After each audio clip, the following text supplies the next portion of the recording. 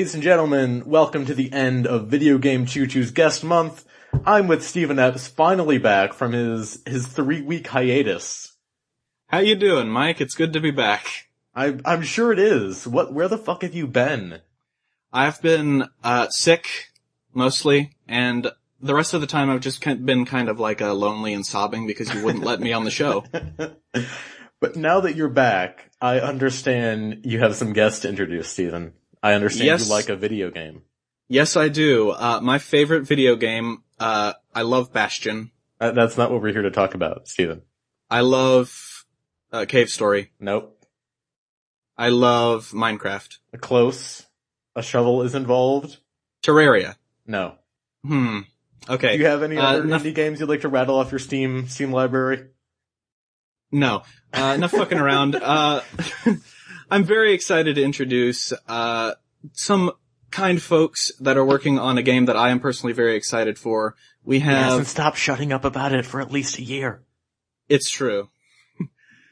We have Yacht Club Games. Would you guys like to introduce yourselves?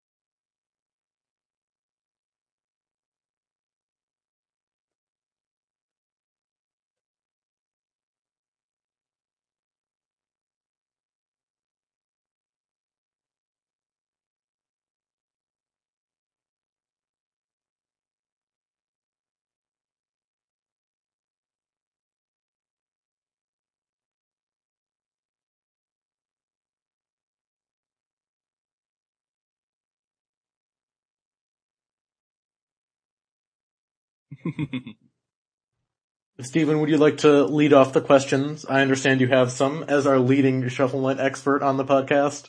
Yes, as the leading Shovel Knight correspondent, I've been following all of the interviews and whatnot pretty closely, so I wrote some questions, trying my best to avoid repetition of what's already been said. Finally. Hopefully we can avoid the questions that have already been asked.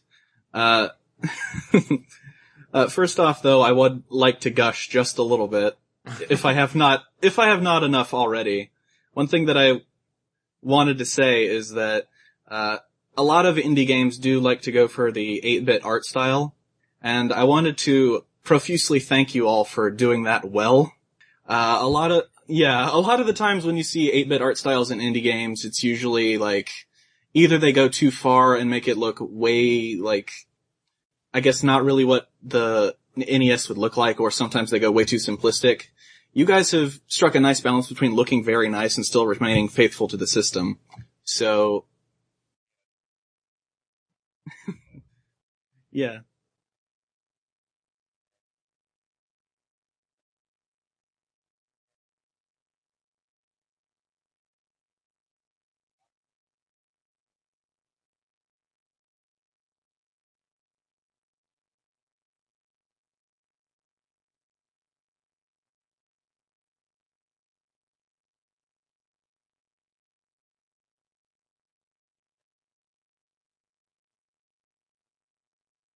Okay, so let's go on to the questions before I keep babbling my head off. Let's see. Aliens Infestation was really good. That's all I have to add to the gushing. I really enjoy that game. Okay.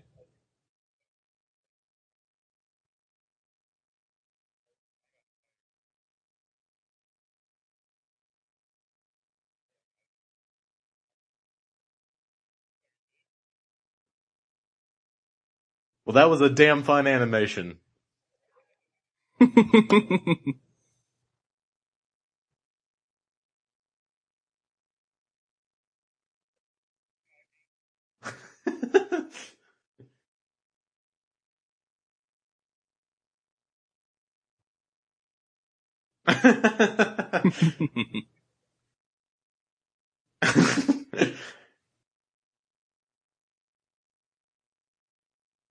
Animations of the year, 2K11. Okay, first question I wanted to ask was, one of your stretch goals on the Kickstarter was the gender swap mode.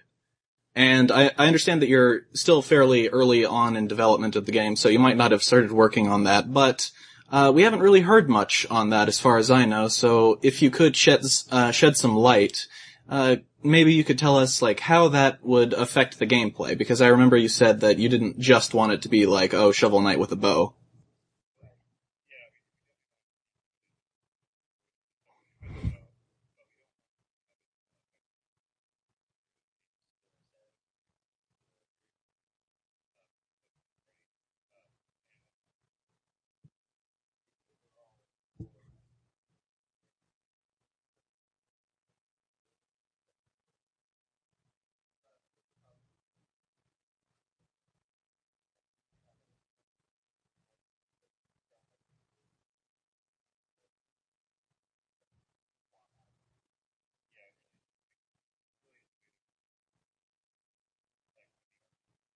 Mm, yeah.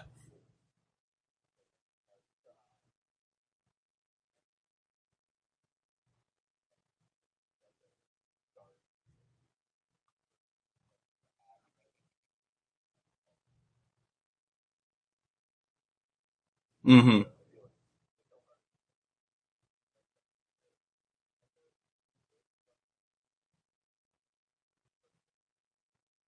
Okay. I was thinking that could have been like a mirrored mode or something, but that's just me being an ideas guy, and we want to avoid that as best as possible. Um, Another one of your stretch goals was Kickstarter donators would get to have their face in the game, and I noticed that there was like over 100 people that donated to that one. So I imagine you guys are going to have a bit of a hard time. Uh,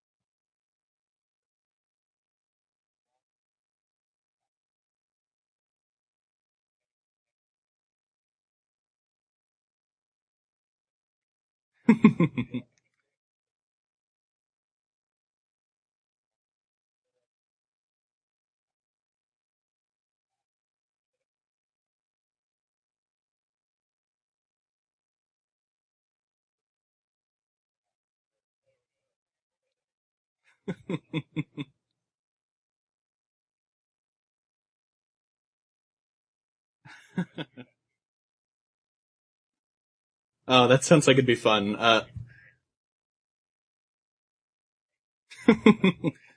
I can just imagine this massive crowd of just like like 18, 19-year-old guys with just like scraggly faces. It's just that as an entire like background. I'm just imagining like a million me's just in a big crowd. Like there's you in the crowd. Okay, let's see. Okay, forgive me for completely butchering her name here, but Manami Matsume. Uh, she, the composer for most of the original sound effects in Mega Man 1, and she did, was it all of the music or just a few? All of the music, okay.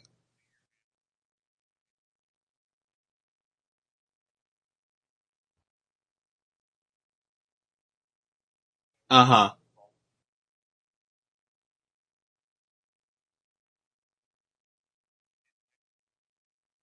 Mm-hmm.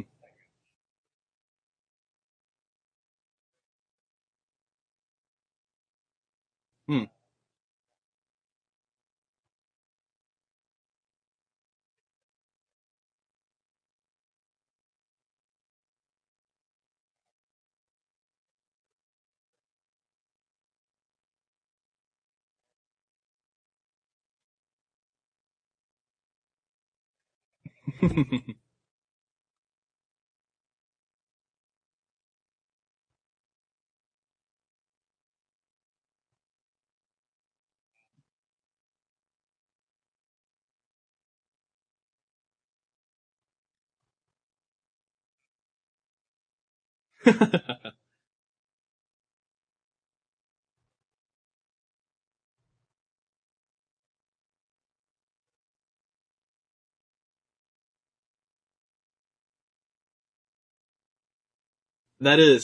That's really exciting. I wanted to know if you could go into more detail on how exactly that came to pass.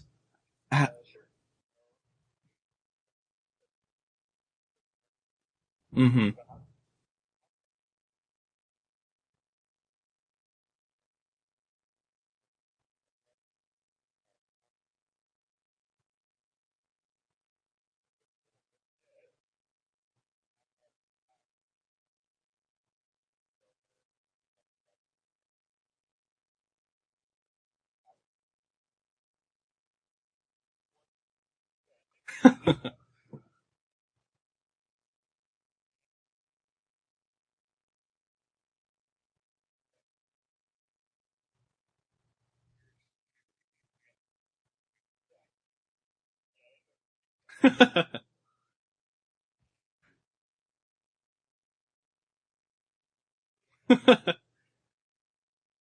It sounds like Shovel Knight just had like one big stroke of like I guess luck after the other in terms of just how far you yeah how far you guys have come since you just started off as like this humble little Kickstarter. You've basically become the little Kickstarter game that could like.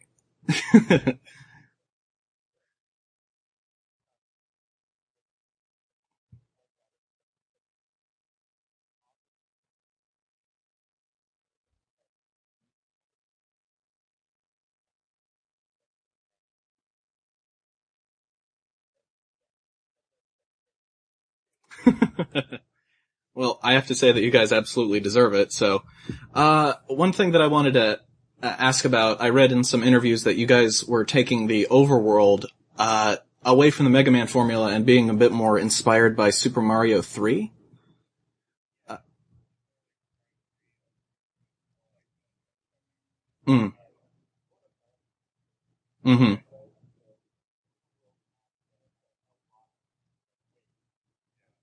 mm-hmm.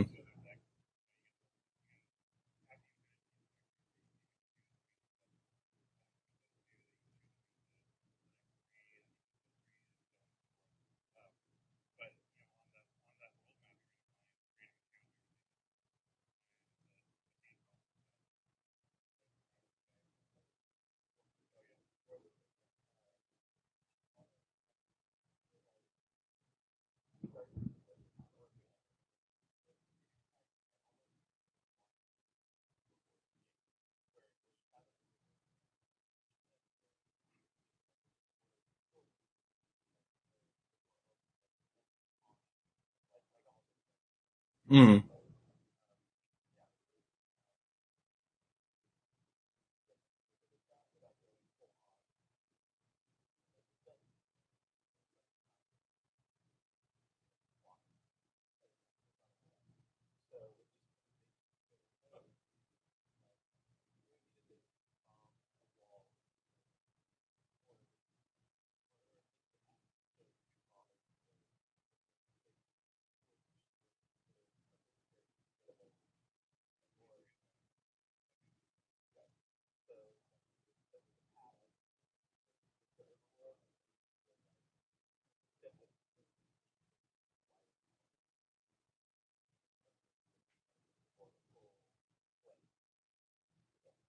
I can appreciate that. That does sound like a lot of fun.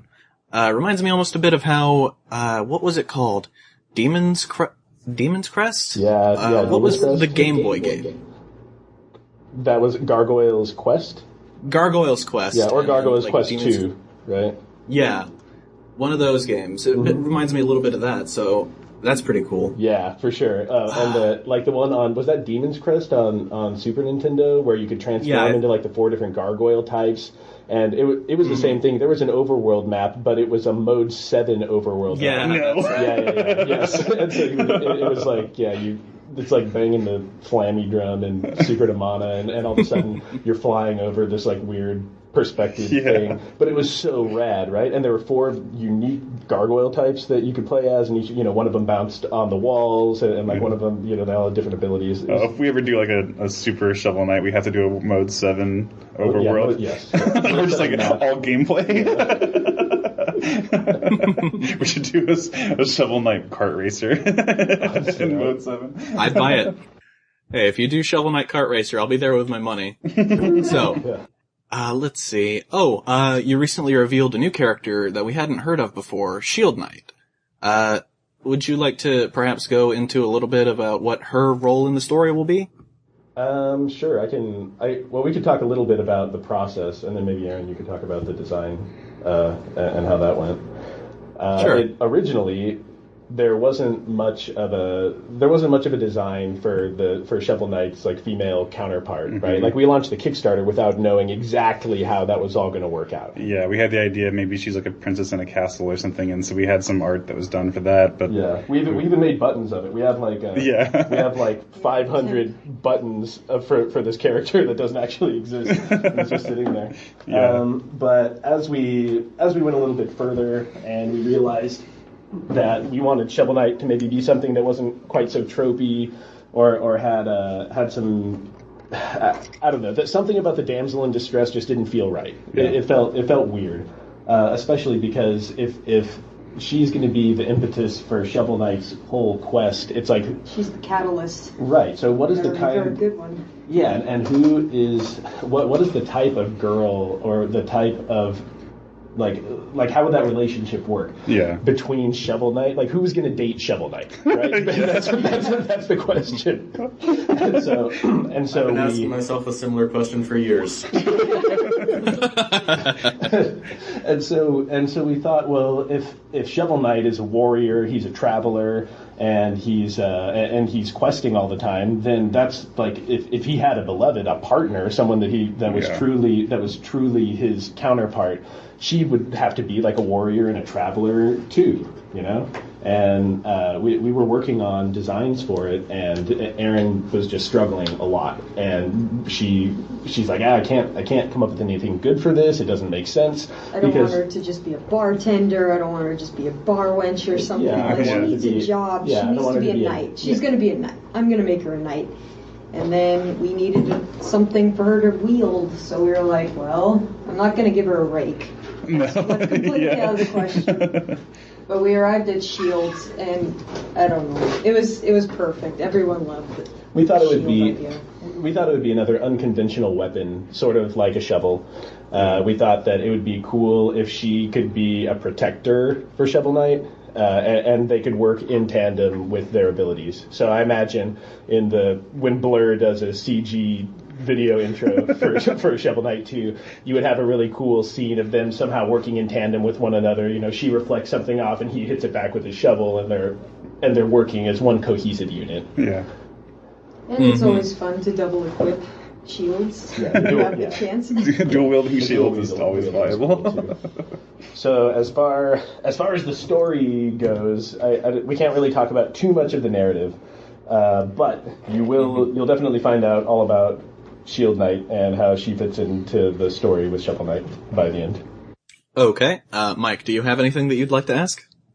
I do. You guys are coming out with a Wii U and 3DS version, correct? Yes. That's still on track for this year? Absolutely. We're looking at it, yeah. So, what's it like developing for the Wii U? We see a lot of third parties kind of fleeing this machine, and a lot more indie developers going to the Wii U. The 3DS has always been this sort of smaller game haven, like with stuff like the Denpa Men and Attack of the Friday Monsters appearing on that system. But what's it like developing for the Wii U, the console that's kind of in the middle between next generation and this past generation? Well, Ian, you want to talk about this programmatically? Well, I think the reason we're seeing a lot of developers arrive on the Wii U is, one, there are a lot of people that grew up just like us, very into Nintendo, they got into games and making games because of the games they played on this system and everything Nintendo represented.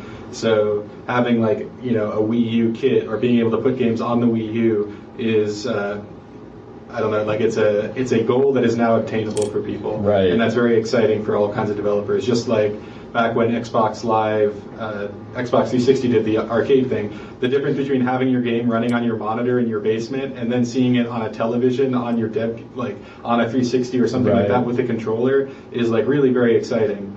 Combined with the fact that now everyone's looking around and seeing if they want to make games, usually that there's not a lot of people that are getting into it now to make high graphic powered games or anything like that. Right. They're mostly looking they have some ideas, they want to make a game that's a little bit like something they've already played or a little bit more not too technically out there. So landing on these kind of platforms just seems like a natural fit most of the time. You're not making it bleeding edge, so it's easier for a small group like us to make games. Mm-hmm. And then on top of that, you have Nintendo, I'd say relatively aggressively going out there and helping indies to get on their platform as much as possible. It's true, yeah. I mean, it's we have to give a shout out to Dan Edelman for being so good to us and helping us out along every step of the way with becoming Nintendo devs. He's made it really easy, and we're really happy. As far as the relationship between you guys and Nintendo from a business standpoint is an excellent one, and something you'd recommend to other indie developers? Oh, yeah, for sure. They're very cooperative, they're very responsive, and it's not like interacting with a giant corporate wall or anything like that. There are people on the other side, and they're the ones we're talking with. So. Yeah, we're talking to humans, yes. and that's really cool. Yep.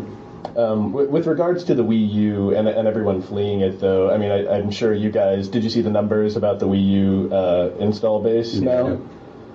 Oh yeah, yeah. So it's not, it's not doing too hot, but I think that's mainly because of just a lack of a whole ton of software all coming out, and so it's we got Pikmin 3 coming. By the end of the year, we're going to have a lot more indies, and I'm sure whatever Nintendo puts out, that's going to sell more Wii U's, right? Yes. It happened on the 3DS already. Yeah, right? The 3DS was in a pretty troubled spot at the beginning. Not in the same magnitude, but people would just, some people had that system and were just wondering when games were going to come out, when it was really going to hit its stride. And now, flash forward to now, and I don't know, I have 8 carts lining up at home that I need to play every day on that system. I have too many DS or 3DS games to actually play. Yep. So hopefully. There's also the often-mentioned problem of people thinking the Wii U is just a thing they can attach to their Wii. Yeah. Definitely an identity issue with the Wii U, not knowing what the difference between a Wii U and a Wii is. Right. I know lots of grandparents and older people that I've talked to that bought the Wii specifically for Wii Sports. They don't even know that the Wii U exists, or what it, or even, or if they do, it's isn't it an expansion for the Wii? What does it do? It's already a tough conversion process. And famously, there was a thing where Michelle Obama was "What's a Wii U?" It was brought even to that scale, right? It's some kid was I want a Wii U for Christmas, and she was like, "Well, don't you already have a Wii?" What's the U? Meanwhile, all of Nintendo face palms. I think it's fairly safe to say that the biggest mistake made with the Wii U was probably the name. Well, maybe it's interesting. The Wii went so aggressively with this blue ocean strategy. They brought in tons of people, right? Tons and tons of people, and they sold so many consoles and so many copies of Wii Sports. And then I think not a lot of things were sold after that, right? The attach rate for the Wii was relatively low. But with the Wii U, it doesn't seem like they're trying to court that group anymore, right? There's even Nintendo Land appealed to nostalgia people and people that were very interested in having a fun core gameplay experience, but it didn't seem like it tried to expand the audience at all. Well, yeah, it makes sense if Nintendo is producing those consoles at a loss, they don't necessarily want to just sell consoles. They want to sell the games after the consoles, and so that Blue Ocean strategy might not have worked for them if that was their Right, nobody's buying the games if they don't have the console first. Yeah. Oh yeah. So, I mean, hopefully we'll just see some really good first-party titles come out, some good third-party titles. I mean, all you need is one, GoldenEye or one Shovel Knight, let's say. And then, boom, all of a sudden, you got 10 million more Wii U's. And once there's that many, then everyone will develop for it because it will be a more viable platform for them. Yeah. True. I've heard a rumor that Nintendo might be planning on a relaunch around September. And isn't that close to when Shovel Knight is planning on launching? Well, that's when our Kickstarter said that we were launching. What we've currently been saying is that we're looking at a holiday 2013 release date, but we still have to pin down exactly when that's going to be. Yeah. Fair enough. Yeah, I've heard the rumor that they were planning on a September relaunch, which is why Wonderful 101 was delayed until then in North America. So, maybe that's when... You also pointed out that Wind Waker HD was coming out. Around then, yeah, too. So, it could be that they're planning on doing that relaunch, which is why they have two big names coming out then. So hopefully we'll see something a bit better from the Wii U in terms of performance then. It'd be a good time to do it. If they have, with Mario 3D Land and their other first-party titles, Donkey Kong, isn't that coming out at the end of this year too? Yeah. They've got the most delicious Donkey Kong I can imagine. Like, don't you want to go down to Dairy Queen and get a tropical freeze? Yeah. I just think of like Donkey Kong Baja Blast at Taco Bell or something. That's the sequel. Okay, Mike, did you have anything else you wanted to say? Why, yes, Steven, I would like to say something.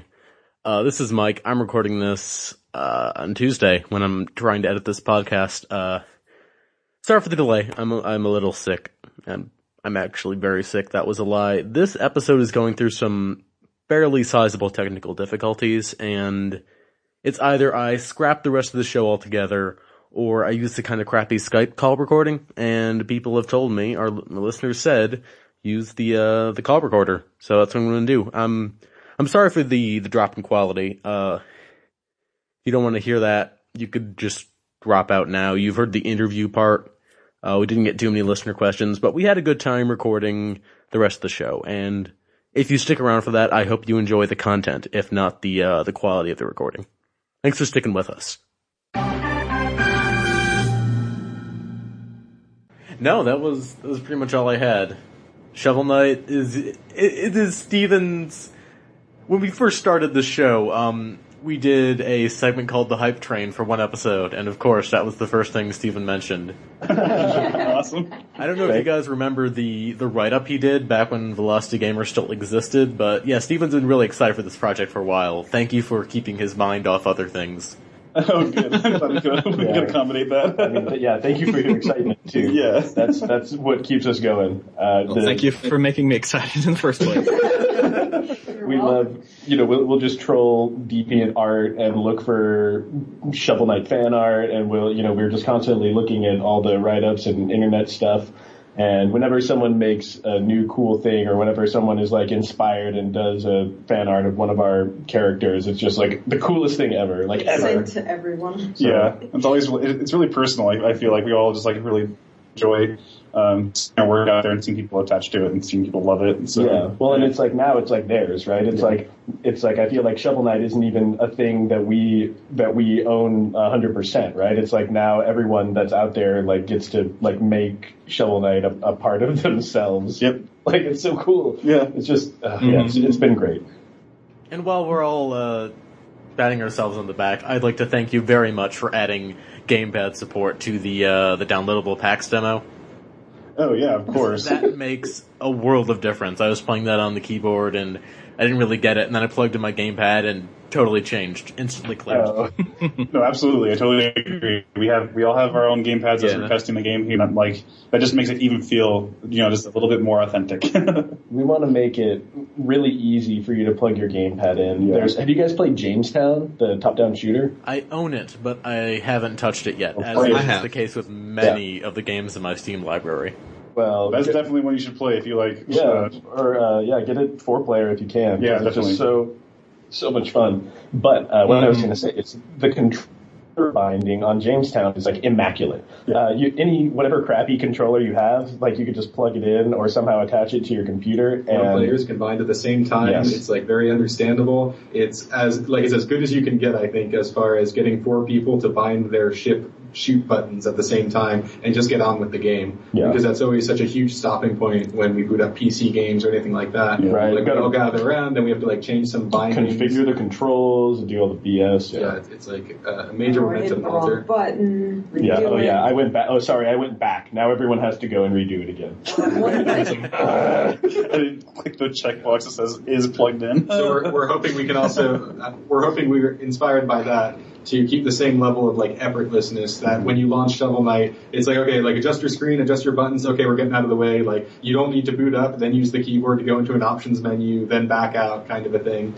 Yeah. We're hoping to keep it like pretty streamlined. I hope you could just boot it and play it in seconds. You know? I can definitely appreciate that one because I bought a Wii Classic controller to USB adapter, and normally the process for that is I have to spend about half an hour just going through all of the binding settings and doing it manually because nobody recognizes that. Yeah. So I was happy to be able to play the PAX demo with that. Surprisingly, it worked. So good on that. Good on you guys. I'm surprised too. Steven, did you do what I expected you would and write an S for your high score? I wrote sex for my high score. Close enough. I'm taking one out of the page of Chief Arino, so. Alright, I think that's all we have in terms of questions. Unless you got something, Steven. No, I'm good. Alright, would you like to drool a little more? Did you get all your drool out of the way? I've got all of my drool out of the way. I've embarrassed myself enough. So I guess let's move into the stuff we've been playing. Steven, have you gone to the Payday 2 beta anymore? I have recorded. That was like yesterday, I think. No. I haven't. Mostly I've been playing games on my brand new PS3. And because I leaped in on this PS3 at the end of its cycle, I've been able to just pick up like everything that I want for $15 at most. So I'm kind of up to my neck with brand new games that I haven't even looked at yet. Mostly I've been replaying Revengeance because that game is amazing. And I also got to play Demon's Souls a bit, and which coming from Dark Souls is in fact about 1 billion times harder. So, other than that though, I haven't been playing that much. How far are you in Demon's Souls? Oh god, embarrassingly not that very far. It's hard to gauge progress in that one. Yeah, definitely. Yeah, you don't play Dark Souls first two, and played it as a group sort of, and it was like a really, really fun experience. Yes. But it was way harder, I thought. Like, just in general, Demon's Souls is like a way more unforgiving game than Dark Souls. Absolutely. There are a lot more like instant kills in Demon's Souls than there are in Dark Souls, I found. Because in Dark Souls, you could always just be like a little bit careful, and maybe there's like 1 or 2 things that instantly kill you, like the dragon nearby Solaire. Yeah. And even then, it's like if you know that's there, you can still avoid it. In Demon's Souls, you'll just walk out on a bridge and a dragon will come out of nowhere and just roast your ass like 3 times in 3 different bridges. Well, even outside of, like those events, the level progression is very open-ended, so you can just make bad choices in the level selection. Yep. Yeah. Items are limited. You can only hold so many items on hand. The flasks and the herbs makes all the difference. There's just so many elements working against you initially until you understand the flow of the game. So some areas you just can't go to because guys will just kill you. Like that area in the Valley of Defilement where, I mean, you'll get there eventually. When you just walk up to an area and like, hey, an item, and then just 6 guys will just ambush you and they will kill you. They will just destroy you. As one of the biggest like clue-ins is like, oh god, this isn't like Dark Souls at all, is when I beat the first boss Phalanx, and then, naturally I see that, oh, there's a little path behind Phalanx, let's just go that way. It's still the first level, and then I went down that pathway and then I died.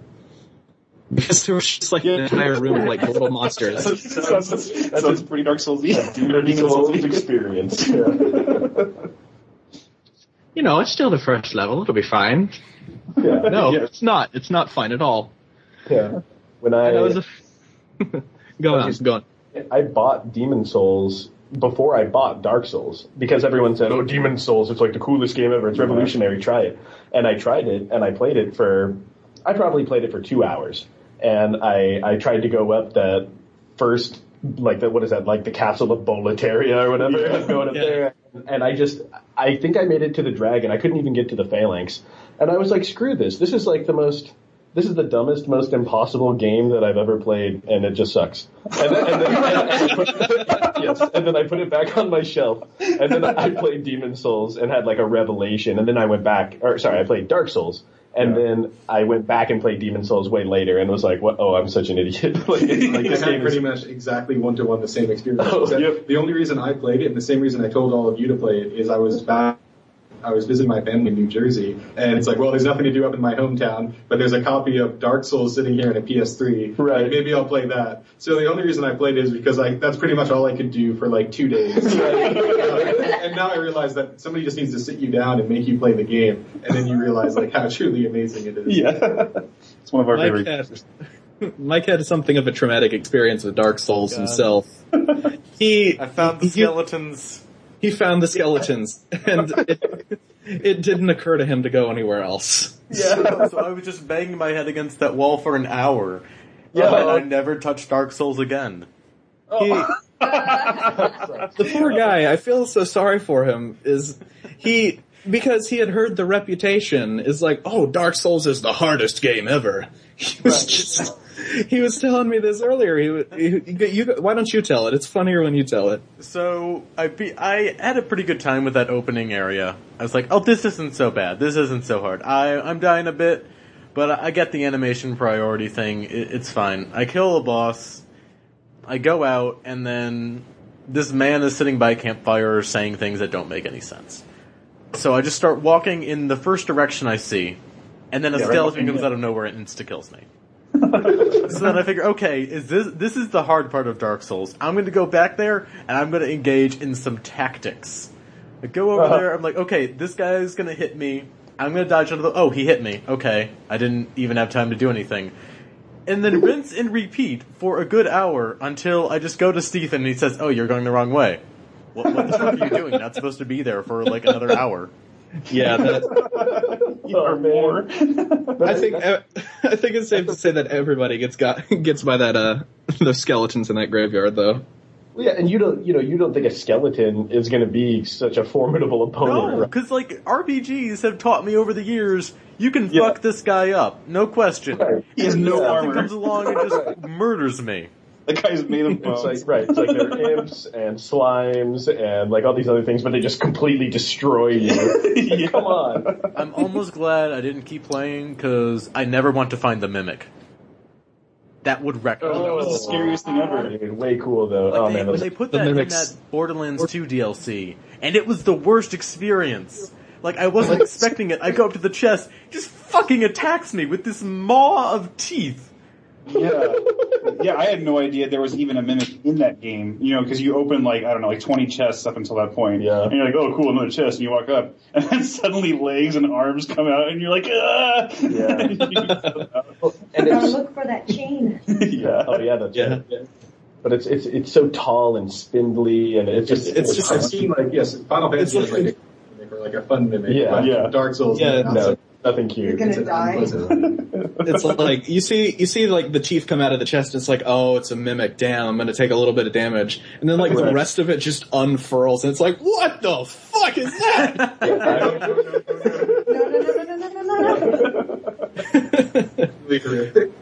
No. So, Mike, I think that was just like the funniest part of Mike's experience with Dark Souls. Was just like, oh no, you went the wrong way. You're supposed to turn around and go the other way. After he spent a good hour trying to go this one way, it's like, oh no, the reason they kill you so fast and don't give you any reward is because you're not supposed to go that way, Mike. I think I killed one, and it was the greatest moment of my life. Then the other one just kills me. That's still better than my experience in the catacombs on my first playthrough. Oh god, the catacombs. Did you get rattled?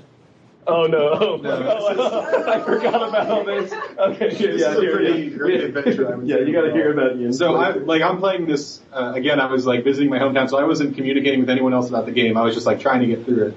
This is around when it first came out too. I was like, having a pretty rough time with it, the same as anyone else. I reached the church, like I killed the guards, all that. And while going back to the blacksmith to turn in my souls and all that, like who is it, Adrian or something? And Andre, I think. Andrea Bastoria or something like that. Yeah, right. I gingerly put down the PS3 controller because I was tired from all the Dark Soulsing I was doing. But of course, the 6-axis control's right trigger is not like super great. No. So instead, I entered the R2 mace attack into his face. This caused him to spin me around and like try to drop kick me for a few times, and I was horrified. Like, okay, I gotta use like my MMO instincts here. I should unzone and come back, and he'll probably be happy, and everything will be fine again. Of course, this doesn't work in that game. I come back and he like tries to punch me again. So thinking that there was no other action, I tried to put him down because I knew I would have to come back there, and I killed the blacksmith. That's the story.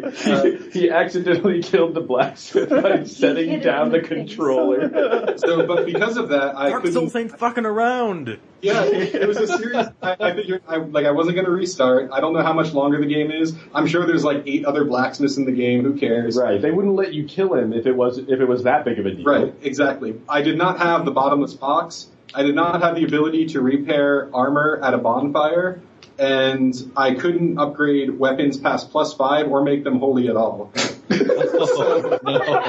this point, and I was already playing with like a pretty not on the level build, which was I was just like a mace cleric. So I was using like a not so great weapon. I didn't have a good armor set, and I was just trying to like chug along through the game. I had to go back to a blacksmith, Rickard of Vinheim. Yeah, the guy in God. Yeah. Anytime I needed to like even remotely repair something, which made like the gaping dragon fight all the more horrifying. Oh my god! Oh, no. And when I eventually got to the catacombs, I didn't have a holy weapon, so it was kick the skeleton off the pit. The game. The holy weapon, the skeletons would respawn. Right. Nothing. So I had to kick every skeleton off the pit and try to reach the warlock before they got back up. Overall, I think my experience in Dark Souls was kind of different. That's like the best.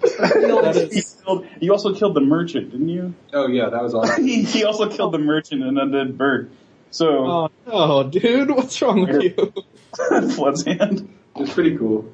I don't know if I want to buy your game now. You're gonna love it. I don't want to buy a game from a scrub. Jeez.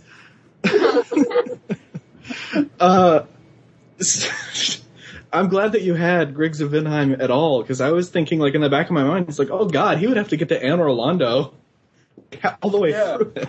Where you can repair. That mage blacksmith was my best bro. Oh my god. That is sad and hilarious, and that's why I love Dark Souls so much. Yeah, absolutely. I think we all had and everyone has really personal experiences when they're playing it. And that's just what makes it so great. Well, you value everything that you have because everything is so freaking precious. I mean, if you have a blacksmith, you consider yourself fortunate that you didn't kill him on accident. The very fact that I can repair myself is a blessing compared to what Flood had to deal with. Is it safe to say that Shovel Knight will spare us from the trauma then?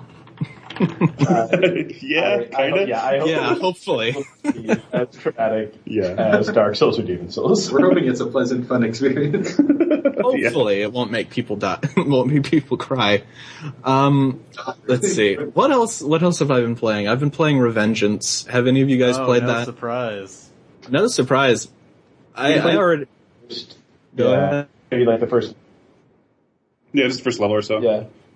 Oh, you need to finish that game. I've played it once, and it's just the gameplay in that is so much fun. But what really makes that game is just how stupid everything is, and it's the good time. It's the good kind of stupid. It like beats out like No More Heroes. It like beats out No More Heroes in terms, or like Bayonetta in terms of just how like ridiculous and stupid everything is, and it's so wonderful. That's awesome. Totally. Yeah, the chainsaw wielding dogs. The robot dogs were pretty cool. Oh god. Even better though is that dog becomes your friend later, and in a recent yeah, spoilers, it's like a level, but in one Konami survey they referred to that dog as your dog-shaped robot buddy. It was just like that phrase repeated consistently. Like LQ84I, your dog-shaped robot buddy. Over and over, it was great. Satisfied argue with the dog-shaped robot buddy. I can't put it 11. Oh, man. Are you guys Bayonetta fans? I love Bayonetta. I love everything that Platinum's put out so far. So, I don't think I've ever played a Platinum game. Mike, you have not lived then. Have you played like Beautiful Joe or Okami? My first console was a Wii, dude. What? No. I had to Mike, work you're backwards from there. Mike, you're my age. My first console was a SNES. It is important to remember, I live in white sheltered town where the video games are the devil causing all the shootings, and the Wii is just the thing where you wave it and then you hit the baseball bat. So that was okay. And from there I had to kind of like sneak into my home like fucking contraband. I thought you were like... Okay, evidently Mike is Amish. This is... I've known this man for like a year and a half, maybe longer, and... You've known me for a while. I haven't like known you, but... Like, still, we've been... Stop watching TV Land until I was 10. TV Land? Oh my god. This is like a dark side that I'd never... What are you doing on a video game podcast? Your parents like hate you? No, it was like, when I turned 16, it was like there was a switch in their brain that was like, okay, now do whatever. Now go crazy. Our psychopath son records about those murder simulators. He's up there right now talking about a game where you beat people with shovels. What's all this Dark Souls? Is it satanic? Fraternizing with the demons that make the games themselves. Oh my god. Wow. Like, I've never told you this. I'm like from rural Georgia and I'm laughing my ass off at this. I didn't get this. I didn't get that shit. Oh my god. So, Mike's dark secret, first console was a Wii. I don't even remember what we were talking about. The virtual console games? Yeah, all those virtual console games are for you. Playing the Wii is like kind of like playing every system up through N64, right? Like, yes. I love to pay for virtual console games.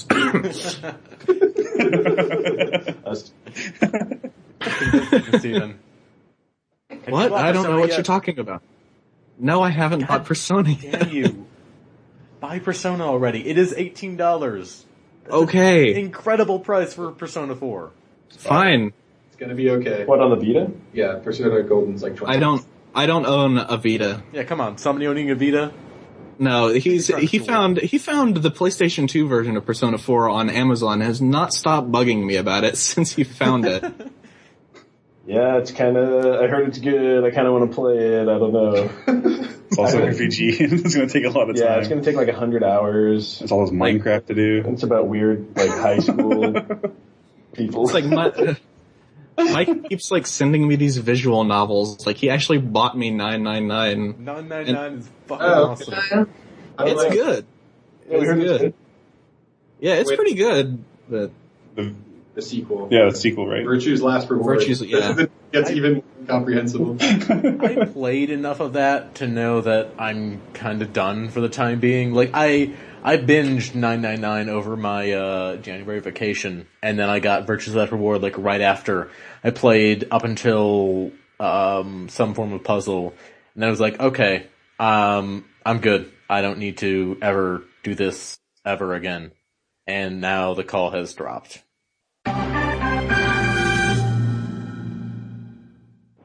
Well, that's fun. God, we I all hope back? we're still recording. We all back? Was? Yacht Club? Oh no. We really fucked up this time, Steven. I blame you, Mike. What else is new? It still says they're in there. Steven, let's say we spend the rest of our time calling John Lil Pumpy. Oh, hi guys. Oh, are you back? Lil Pumpy. Sorry, not sure what happened. Sorry, that was probably my fault. It's par for the course for the video game choo-choo. Yeah, it's not a video game choo-choo episode unless something breaks.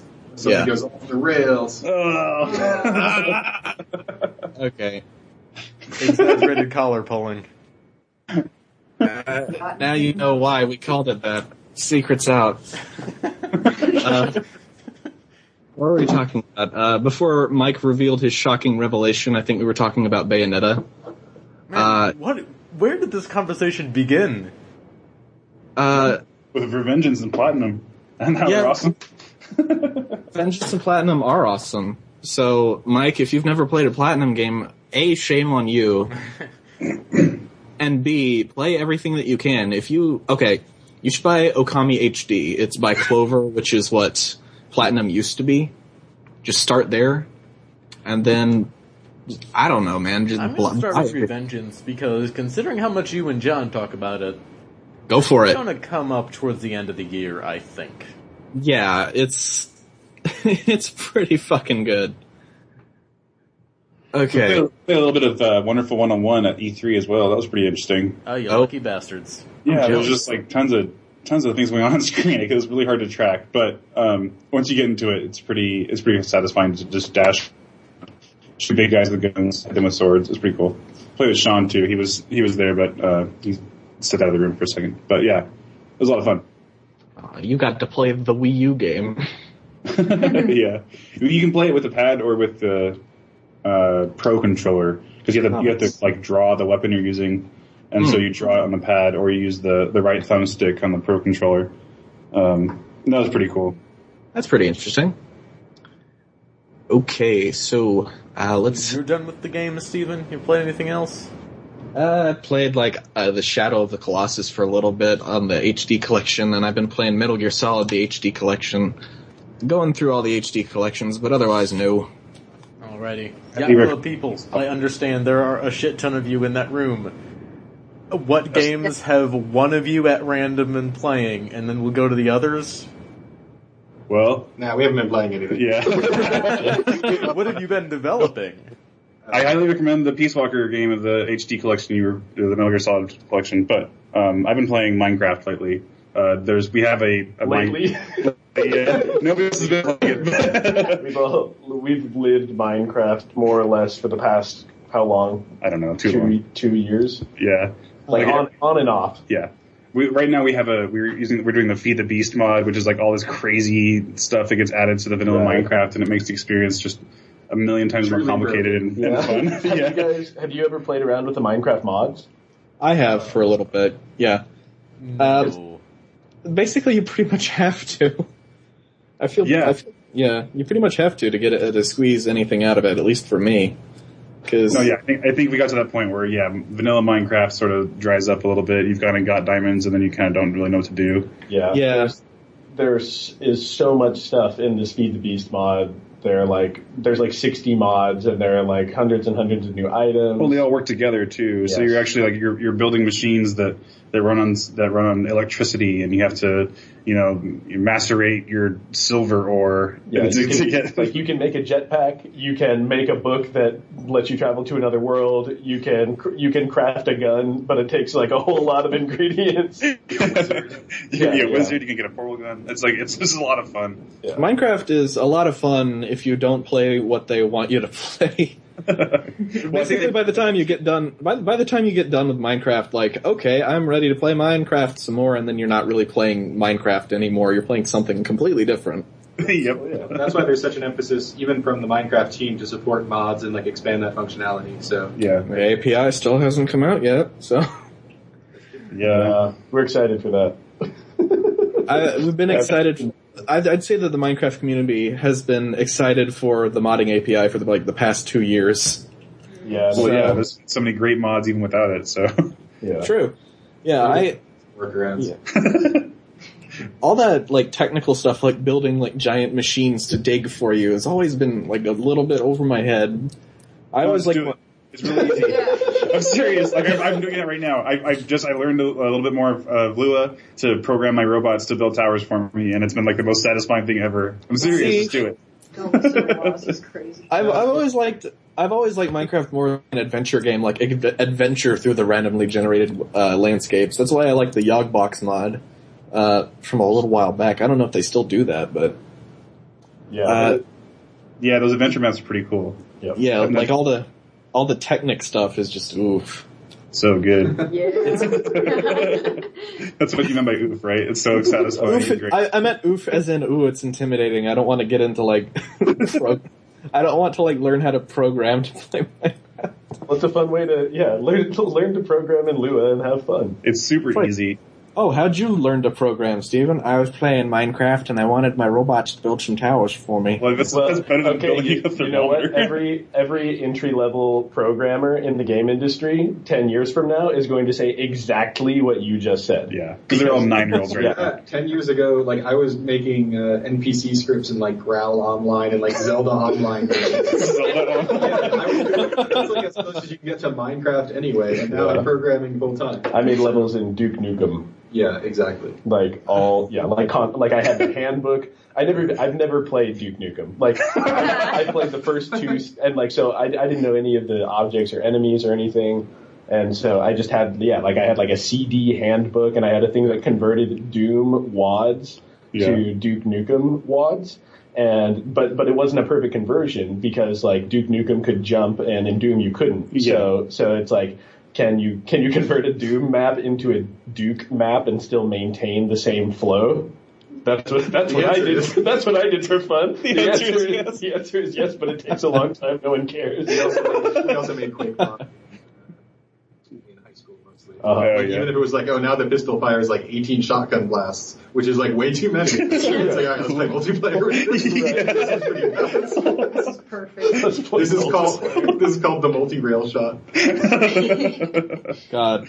You guys say stuff like, oh man, 9-year-olds are doing this kind of thing now. Nothing makes you really feel like older, and I'm like 19 right now. It's like, oh, I'm 9 years old and I already like mastered all of the Technic stuff, and I'm like programming in Lua to make robots build things for me. I'm like watching videos on how to do Lua stuff, and it's like hosted by some like British 9-year-old, and he's like, if you don't know how to do this, you're an idiot. And I'm like, oh. Oh god. Nothing feels worse than when a 9-year-old knows how to do something and you don't. Like that's I imagine that's like what my granddad feels like. That's when I downwrote his video. Yeah. It's like, this video was very helpful, but the child was condescending towards an elder. So, Dragon Lord 420. I was gonna say like X fails X 2004. Oh no! Oh god, 2004 kids aren't even that like young anymore. Oh Jesus, they're like 10 or something. They're like 10 or 9. Jesus Christ! There's so many zeros in your birthday. Oh my god. This has been the most unintentionally depressing episode of the Choo Choo yet. Hey, enjoy your inevitable march towards death. Oh god. Laugh about while you're thinking about the existentialism of life. Enjoy Shovel Knight. Oh my god. Way to drag it down, Mike. Well, hey, have you guys played Rogue Legacy? No, but everyone won't shut up about it. Yeah, everybody. Get ready. Yeah, Jesus Christ, it's absolutely true. Everybody that like every time we mention Shovel Knight on the podcast, somebody on like our website's like, "Hey, if you guys like Shovel Knight so much, you should play Rogue Legacy." And I played the demo for it, and it seemed really cool. And I waited for it to go on sale during the Steam sale because I'm a broke ass 19-year-old, and it never did. So. I have yet because it came out like a week before the Steam sale. Yeah, they don't put new releases. You know what? You know what? That's their fault. Their fault for not being cheaper. I'm sure that you'll buy it for $2 6 months from now. Yes. I'm incredibly good at that. I'm incredibly good about getting very excited for a game and then completely forgetting about it and then seeing it for like $5 like 2 years later. And it's like, I remember that. When did that come out? I did that with shattered memories. Like I was really excited for that game, and then then I saw it at GameStop on like a shelf, and it's like, why is that $15? When did that come out? I remember the story. Yeah, I told this back on the Velocity Gamer days, and I got it home and I played it. And it's like, this is really good, but how could I have like forgotten about this game? When did it come out? I got it on the computer, and it's like, oh, it's been out for 2 years. Jeez. Oh, that's how I forgot about it. So it was marketed by Konami. Yeah. Oh. But yeah, Rogue Legacy looks like fun, and it very closely resembles your game in some respects. So if you'd like to blather on about that, go on ahead. I've done my fair share of blathering, so let our guests have a turn. Yeah, we don't have to go too much into Rogue Legacy, I suppose, but I was just playing it. I was playing it a lot and really enjoying myself. Basically, it's like a procedurally generated, like, Castlevania Symphony of the Night style castle that you're going through. Changes is that every time you die, you come back as someone with a different lineage that also has different abilities. So you could, like, your sub-weapon is tied to your character. Sometimes you'll be walking on the ceiling instead of the floor. Some of your characters have better gold pickup. Some of them do more damage. Some of them have weird special abilities that are unique to that class. And so you just have to keep hitting your head against that castle as you progress a little bit further each time, get more gold, level yourself up a little bit more, and then make a little bit more progress. So it's kind of a grind, but what I do like about it is just the regular gameplay of just jumping around, dashing, hitting things, collecting the treasure. That it just all feels really, really good. I think more than anything, especially like Metroidvanias now, like most of the new Castlevania games, you kind of just run through them and you have a good time, but there's never really a lot of tension or risk involved. Right. So when I was playing this, one of the things I noticed is like I care every time I get hit by a bat with a stupid sign pattern, and I care anytime like a skeleton throws a bone at me. Right. And that's something that's like kind of lost on most of the Metroidvanias I've been playing like recently. Because it just feels like you're just running through the castle and filling out the map and getting out of the maze at the end. Yeah. So it's Danger Time, so that's pretty cool. Yeah. Yeah, that game looked really fun, and I did play the demo for a little bit, and I died like 3 times and got upset. You just have to keep They're dying. disposable. They're like Kleenexes, and they get better. Just over and over. For some reason, my patience with a game is directly relative to how closely I'm sitting to the screen. So it's like if I was sitting on a sofa and the TV was like 10 feet away from me, it's like, oh, okay, I'll put up with this. But because, like, I saw a skill tree and I had to, like, died 3 times, I was like, this is too hard. I don't want to do this anymore. I didn't know screen proximity was a factor. Evidently it is. Yeah, we gotta rebalance the game now. You have to make the PC version easier for impatient asses like me. That's why I'm buying it for the Wii U, because I know I'll just get upset. Steven, you're buying it for the Wii U because there's nothing for the Wii U. Oh, now, Mike, that's completely true, but don't say it. I'll openly admit that I'm buying it for the Wii U because I want to have something for it. But by the time Shovel Knight comes out, I should have some stuff for it anyway, so... Yeah. I mean, Pikmin 3 is coming out in like 3 days. Yeah, isn't Pikmin... Yeah.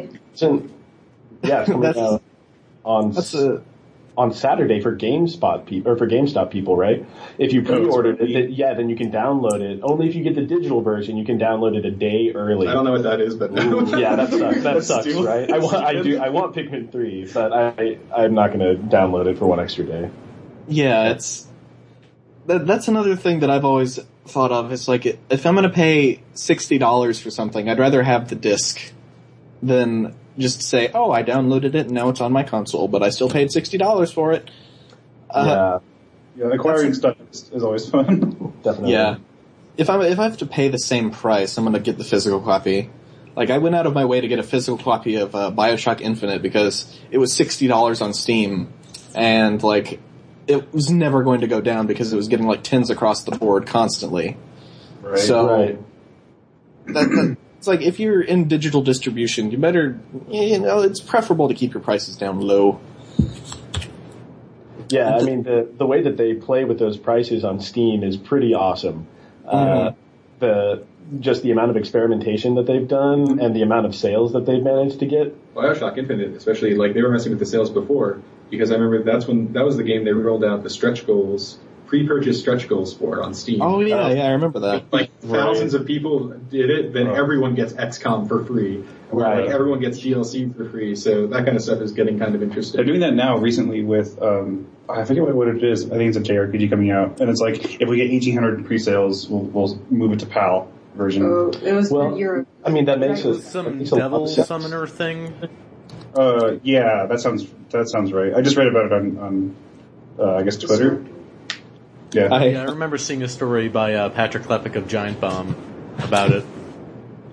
I recall when Bioshock was doing the stretch goals, and I think the TF2 hats were like the third stretch goal. And I remember that there were a lot of people that were counting on the pre-orders not reaching the TF2 hats because not a lot of people liked them. Like, those hats look terrible. I don't want those. The visual appearance of the hats usually doesn't have a lot of impact on how much people want them. That is quite true. Hey, Shovel Knight hats, huh? That would be really good. Thinking about it, yeah. Yeah, that would be awesome. Who do you, don't pull a Skullgirls and just assume you'll get it, though. Well, yeah, who do you want to wear a Shovel Knight hat? The heavy. Demo Man? Demo Man could wear a Shovel Knight hat. Give a Shovel Knight shovel to the soldier. Oh, Pyro would be like Spectre Knight. No, Pyro's Oh, no, that's Plague Engineer. Knight. I think he's a soldier. I think for your game is launching at $15 on Steam, or 10, how much? 15? It'll probably be $15 on all SKUs. Right. Okay. So $15 games usually get 3 hats to their name. So, like, I'm a big TF2 nerd, and there's like a proportion to how much money your game costs versus how many hats you can get. So I guess that's new information for us. But is that just how it works? Like, are you just allowed to make hats? Because if you are, then we'll hella make hats. It's not like you automatically, like, you contact Valve and they'll be like, yeah, sure. Because, like, there was a small period, like, during the early this year where a lot of indie companies went forward, and it's like, Valve told us no. Like, they all, like, 5 or 6 different indie games that were on Greenlight said, like, we were in talks with Valve to get our hats in, and then they just out of nowhere said no. From what I've seen, actually, is that it's not that they say no, it's that just like when you are sent through Greenlight, when you want to put a game up, you're sent through the Workshop Marketplace to get your hats on there. I know because Skullgirls recently wanted to do a hat run for their game, and they had to actually get votes through the workshop to even get any of them committed. Interesting. Yeah, I think that was set up in those channels before they like push forward on it. So we would basically run a hat campaign. Yes. Yeah, What we should do is get a bunch of other indies together and do like the FTL night pack. Yeah. That'd be cool. Yeah, sorry. It's a very interesting thing, the Skullgirls hats, because they said, no, put your hats on the workshop and maybe we'll add them in. And then like a week later, they added like 3 different promo hats from just games that didn't have to ask permission. And it's been like on and off too. Like sometimes hats will just get in, and sometimes it's like, no, you got to put them on the workshop first. Valve is really inconsistent. It's weird. Yeah, I think they're trying to figure out the process just like anyone else is. They iterate a lot on what they do, and I'm sure at times like different people are promised different things based on like their current direction. Right. Yeah, it sounds like the Greenlight thing too. It's very similar. Just like it's up to what like they have. I'm sure they have internal discussions all the time about that kind of stuff. And I mean, Steam sucked when it came out. Like it was truly terrible, and now it's like the service that everyone loves. I'm sure that years from now they'll figure out Greenlight, they'll figure out the Steam Workshop even better. I mean, they're asking for they ask for feedback from developers a lot, so it's very likely that they're just trying to iterate, trying to find like the solution more than anything else. We definitely would like to do hats, like trading cards. Yeah, Steam awesome. Trading cards for sure. We already have achievements lined up. I used to really love achievements so much, and now like the love has kind of died a little bit. Yeah. Like when XBLA came out, I had like 50,000 achievement points on XBLA. Why? Because they were so cool. I can feel you there. When I used to play my Xbox, I had one friend that would go insane with achievements, and I was just like, oh, okay. And then I like accidentally got more achievement points than him one day. Just because I was like running down the list, it's like, oh well, I'm bored today. I'm just going to do some achievements, like he actually called me up on the phone and he was like, "Dude, your gamer score is higher than mine. What the hell?" Like I didn't even realize. Yeah, it was so much fun, and I think that's what it was the community aspect. I had a lot of friends that played Xbox Live. Well, that was when you were doing like the F-Dogs, right? The Call of Duty team you guys had together. We played a ton of Call of Duty. 1,000 pointed Call of Duty 4.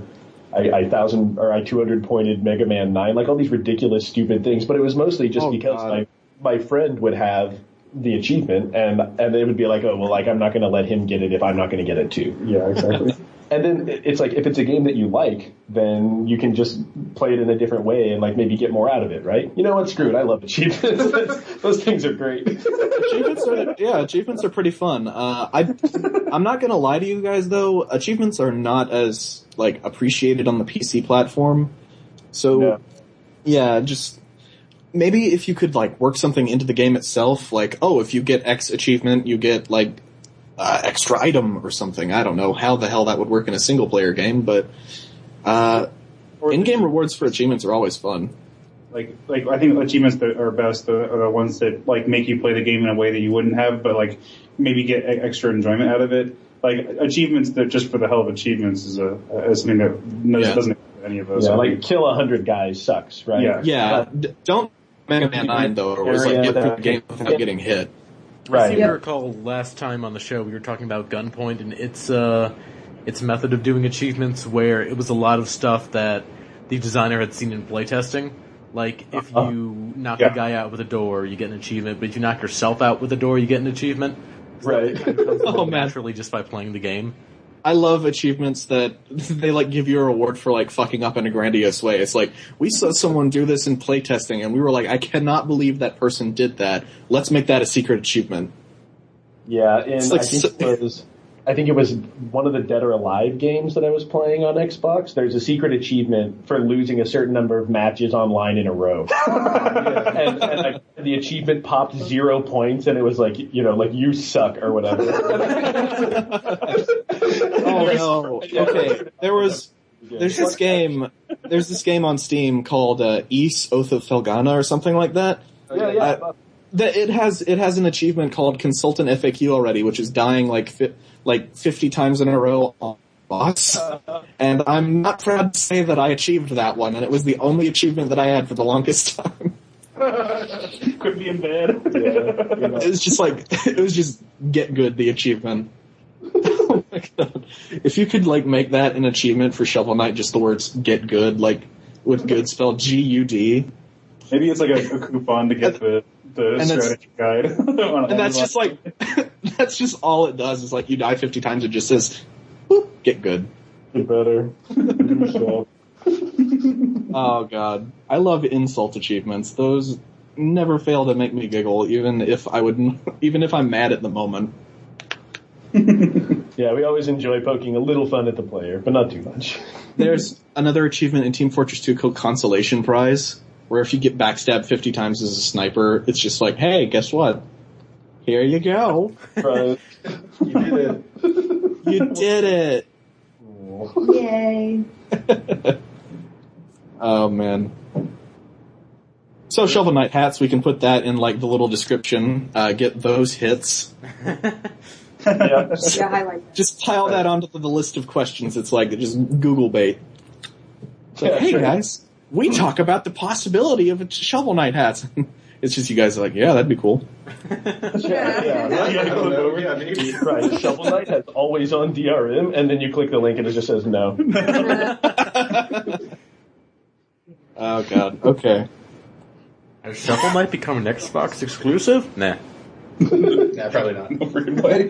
Exclusive. That is actually an interesting thing I'd like to talk about, is Xbox One recently announced all of these, like, you know, U-turns on their previous policies, and one of the things that they announced was that they were going to be, like, completely open to indie developers. As a room full of, like, 5 or 6 people, how do you guys feel about that? Cautious? Yeah. It seems a little disingenuous at the get-go. Well, I just want to see, like, exactly what they have lined up. There's many ways that you can support, like, that you can provide a service in this type of stuff, so I'd just be interested to see the details on it. I mean, right, that sounds okay. I think I saw an article, I don't remember where it was, but they compared it to someone pulling out a gun, and like they were going to point it, like they're pointing a gun at you, and they're like, I'm going to kill you. And everyone else in the room was like, wait, no, like, what are you doing? And it's like, no, like, I'm going to kill him. And it's like, no, don't kill me. And it's like, yeah, we're going to kill him. And then it's like, okay, fine, like, we won't, like, I won't kill him. And then you got back. So what do you want to do instead? Yeah, it's like, oh, yeah, so, like, you guys want to hang out now, or what? No. Yeah, it's Like, get the fuck out. Like, you tried to kill us. Like, you tried to kill us. But I didn't. Yeah. I'm very cautious myself about what Xbox One has been doing lately. Like, it's really weird how they're just like, yeah, you guys were right, we're gonna change. Like, what? Like 2 weeks ago you were saying that there's no way, it's built into the architecture, there's no way we could just flip a switch, and then it just happened. Most of that is the result of, like, you know, there are a lot of people asking questions to a lot of different people that have different levels of, like, knowledge on what they're talking about, really. I wouldn't say it was, like, intentional to mislead, but... Oh, no, absolutely. It's not like there was, like, a group of, like, evil men, like, wringing their hands and how can we fuck over the gamers today? I just think it was, like, a bunch of bad ideas that nobody, like, really stopped. So... And also company. Yeah. I don't want to sit here and like turn my nose up and say, "Oh, it's not good enough. They already dug that grave," when they're actively trying. But like, I don't know. Still, it's still not going to buy one. Yeah, like $500 and still doesn't come with a physical power button. Actually, they went down on it to match the PS4 price. No, they didn't. Yeah, they went down. I think. No. I swear I remember reading that. Why don't they just bow out of the race then? Because if they do that, if it's the same price and I guess the Kinect thing, they should drop the Kinect and then they should just drop out totally. Because if they drop the Kinect thing, then Kinect is a failure. Because developers aren't going to develop for that thing unless they know it comes with every SKU. Yeah, I don't think that they're actually going to drop the Kinect because I remember reading somewhere, and I say that a lot. I remember reading somewhere that like the way the Xbox One controller works is entirely dependent on Kinect. So, like, you can't actually turn it off all the way because it needs to be on for the controllers to work. That, I guarantee, is a lie.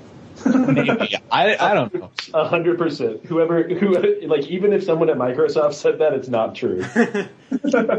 You know what? There's been so much about the Xbox One that, okay, let's just put it this way. Xbox One didn't have indie developers on stage with them at their conference and at E3, so...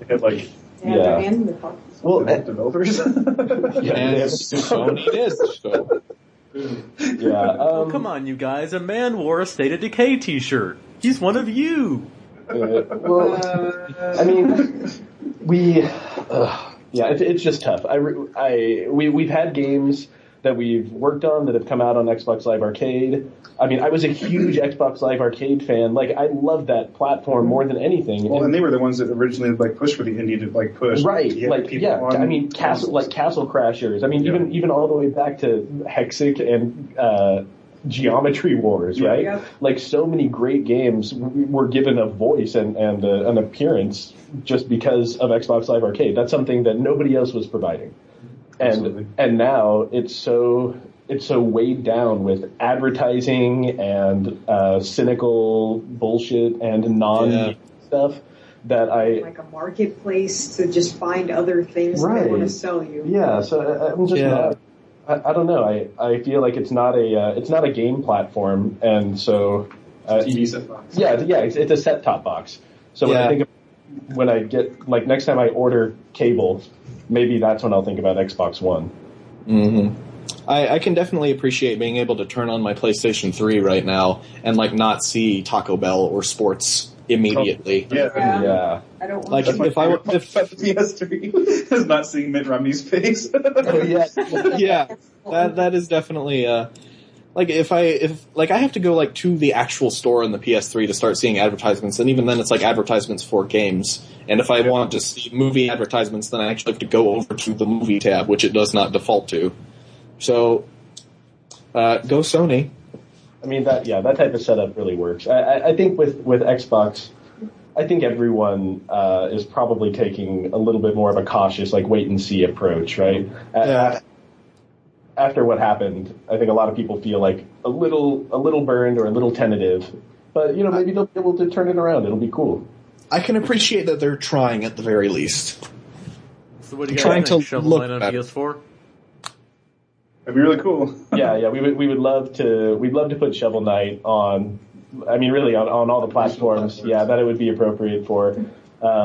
we can't talk about anything right now, but I would say you could imagine that we would probably be trying to hit more platforms after this. We should probably wait until the game is finished before we start talking about consoles. We need to focus on that's even when we're starting to really think about it too. It's right. Like we right now we're trying to focus on getting the actual game done, getting all that content we promised, and getting Kickstarter rewards. Yeah, and all the Kickstarter rewards. And the stretch making things fun. And the SKUs that we already promised. We already promised. That's significant, right? Yeah. Steam, and then over Mac and Linux, right? Yeah. And the Wii U and the 3DS. So to add more SKUs on there right now, it would definitely be out of our Sure. I meant like later on down the line. Of course. Yeah, then I would say we would love to do that for sure. All right. So I guess I'm going to talk about the one thing I kept playing, and that is Payday 2 beta. Steven, John, and I played some of it. Listeners can go check out our immediate, and I mean literally immediate beta impressions. There are a couple things I'm about to blow your mind with. So did you know that if you shoot a security guard, he falls over, and then he has a pager that you have to go up and answer to prevent the alarm from going off? No, because nobody bothered to tell me that. Yeah, there's a lot of interesting stuff in that game that is very poorly tutorialized, and I just kind of only stumbled across. I seem to recall our first mission went something like, everyone be careful, don't kill anything, and then I popped a headshot into a civilian immediately. Good job. And that just set the tone with the rest of the night. If you're just playing by yourself, trying to actually play the game, it can become an entirely different experience. It's still just a little bit too hard, especially on the cocaine mission. They did mix that up a little bit more than when we played. It's clear how much randomization goes into these, even though we only have access to like 3 of the levels in the beta. If you watch some of the developer diaries, you'll see a couple more. And the stuff they're looking to do with the full game looks really interesting. And if you can find some friends to play the beta with, it's a lot of fun. Just know that you're not going to know what to do at all. Yeah, I heard that it was pretty open, right? Like you can approach, like you're doing a heist, but you have to approach it in a lot of different ways, or you can. Sure. There's one way that won't get you killed, and a bunch of ways you can go that will result in you demise. Okay. Or if you're like Dark stupid Souls. like us, our very long and drawn out but inevitable demise. We get very far into the mission. We get very far into the mission, but we don't do very well.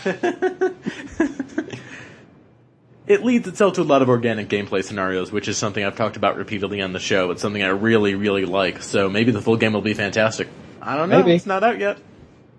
Yeah, seeing the previews at least, it looked pretty cool. Like, especially because you can do like a big multiplayer mission, right? Where you have like several, like how many people can you have like on your heist squad or whatever? I think it's like 4, maybe 5. Have 3 player characters, and one got filled in by a bot. So yeah, but if you're playing by yourself, it's just you and 2 AI.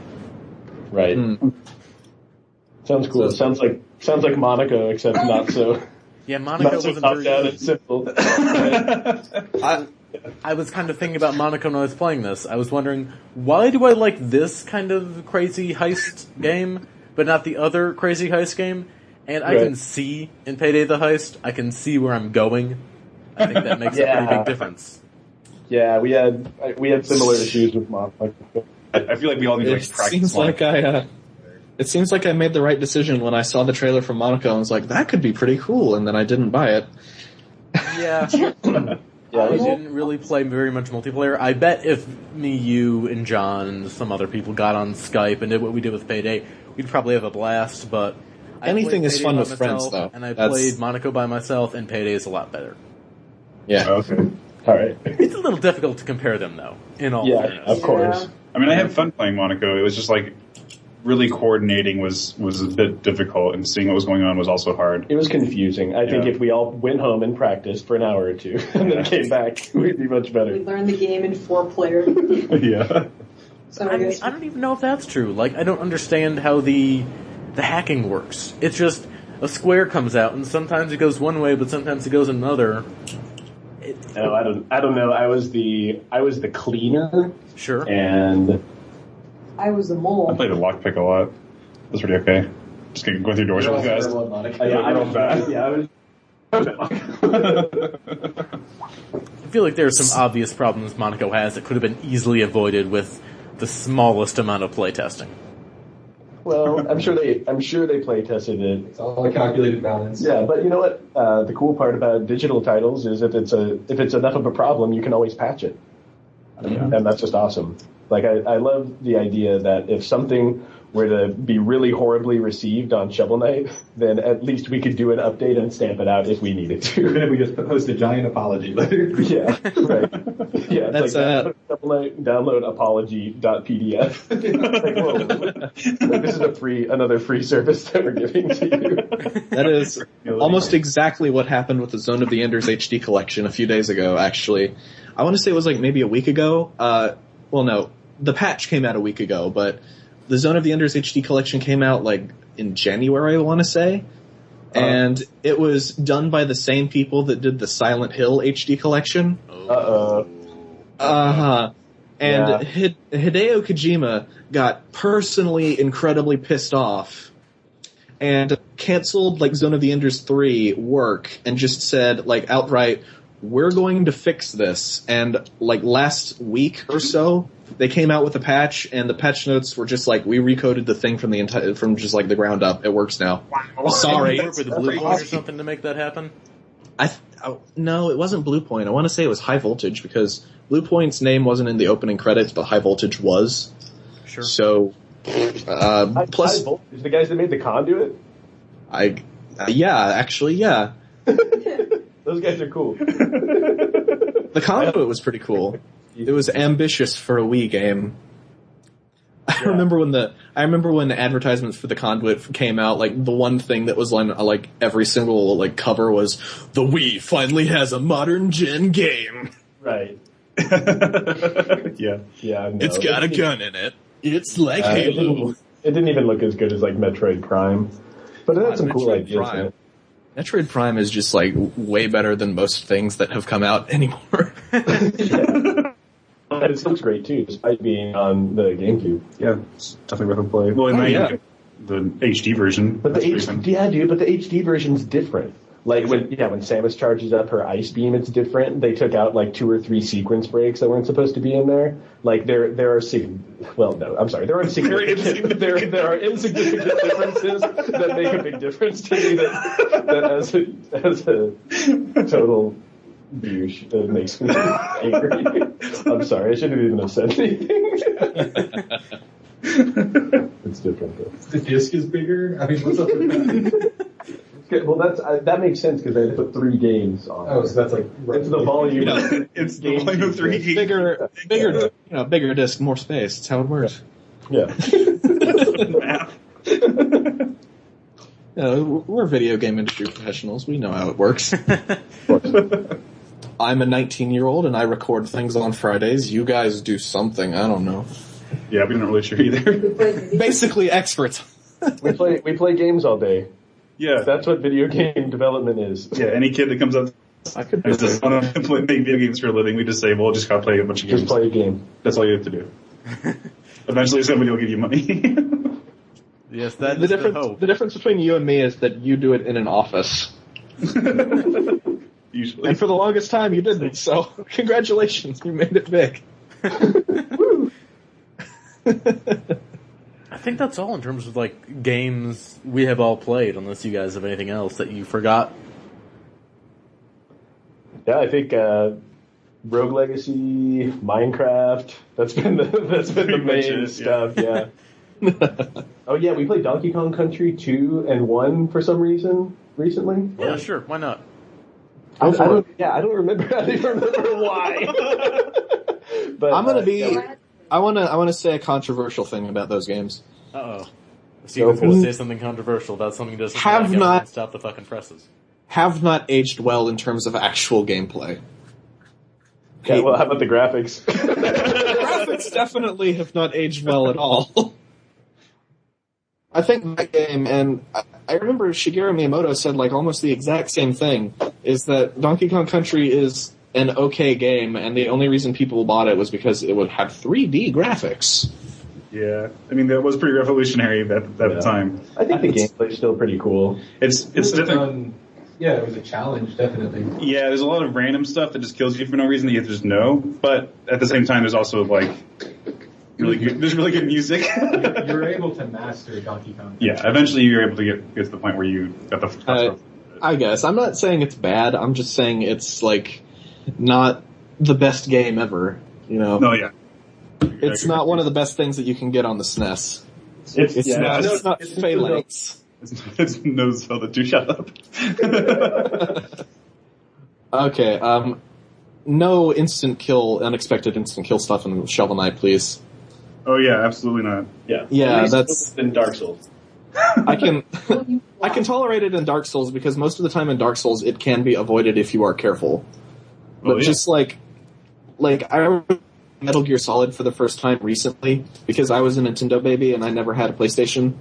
And I loved Metal Gear Solid, but there are a lot of things in Metal Gear Solid that will just kill you if you don't know that it's there. And, you know, it was fun, and it's still frustrating to die when it's not really your fault. Yeah, of course. I mean, that's that level of Nintendo hard that we just don't want to bring over from the past, where it's something is random and it just kills you, or the screen changes and suddenly you're in spikes. Or, you know, you have to just react or just predict something before it happens and then react within 3 frames of it being on. Yeah, it's like the one thing that I don't miss from all of the NES games that I just have like laying around is like needing to know that something is there in order to avoid it instead of it's like, okay, now that I have died to it, I know that room is full of machine gun cameras. Yeah. Now I know to throw a chaff grenade so that I won't die in that room. Yeah, we recently played YY World. That was an NES game that Konami made. It was like all their Konami characters. It's like a mashup. You can stand on each other's heads. It's like really bizarre. It's like the dumbest game ever. But the camera scrolls because you're at the right foremost. Like you're at the front. Yeah, you're at the front of the screen. There are like literally 3 tiles between you and the edge of the screen. And it makes no sense. And there are platforms that if you stand on them, they will just drop at 1,000 miles an hour. If you go to our past broadcasts on Twitch, you can watch a stream of us playing it, and it's pro level play. Yeah, it's pretty hard. Oh my gosh! But that's definitely the level of Nintendo hard that we do not relate to. And I don't think players can relate to at all. Not anymore, at least. Absolutely. One thing that I do like that you guys have done rather successfully is manage to squeeze like 4 or 5 secrets into. Like, how is King Knight stage in the PAX demo? Is that supposed to be his entire stage or part of it? How does that work? That's his entire stage as we had it planned then. We are, like, I wouldn't be surprised if we added a room or so to it by the time the game is finished. But that's pretty much it. I'd say, it's pretty representative of what you could expect out of an early level. Like, imagine King Knight is like level 2 or level 3. Mm-hmm. I'd say a little bit like that. Maybe gotcha. Maybe an NPC to talk to, maybe another secret room. Did you find all the secret rooms? Because I thought I did for a little bit, and then I was watching I think it was the Game Grumps video where they did it, and you know, Game Grumps did not do the most sterling playthrough of the game. But that's just them. They're just, you don't watch Game Grumps for the gameplay. And then they just kind of walked left on one screen where it never occurred to me to walk left. And whoa, there's a secret that I never even knew about. Yep. There was 5 secrets in this just one preliminary version of the stage. Mm-hmm. And I remember the first time I played DuckTales, which for the NES, which admittedly was last year. But I remember feeling so proud of myself because I found a secret room in that I didn't know about, and it's really cool to find secret rooms, and you've put 5 of them into one stage. Awesome. Well, yeah, I still remember in Mega Man X there were there are all the different capsules that you can get throughout the entire game, right, to upgrade Mega Man's abilities. And I fucking hated the one where you had to the one in that. Go ahead, yammering.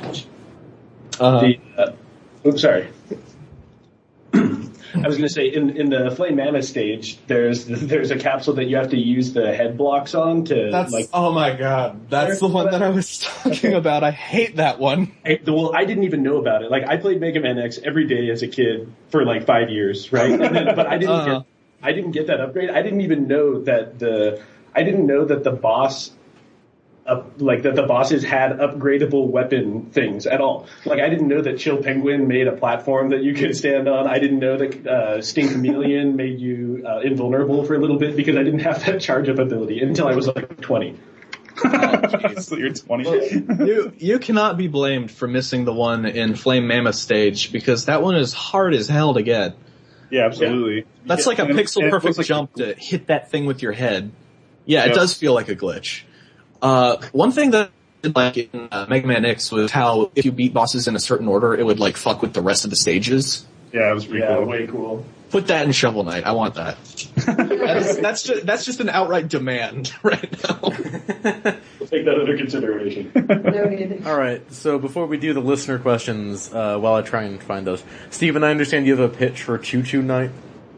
Oh yes, Choo Choo Man Night is the official video game Choo Choo Night boss that I have come up with. He shall be a man that is armed. His armor is anime. Instead of a helmet, he just has his bare, hairy face out into the world with a patchy beard for everybody to behold. This is to represent everyone on the show. John, Steven. And his his weapon is one of those Japanese hugging body pillows. What do you think? Perfect. What do you think of Choo Choo Man Night? Let's get that in right away. Yeah, Erin was taking notes. She'll do a sketch for it right now. You got it. I can just...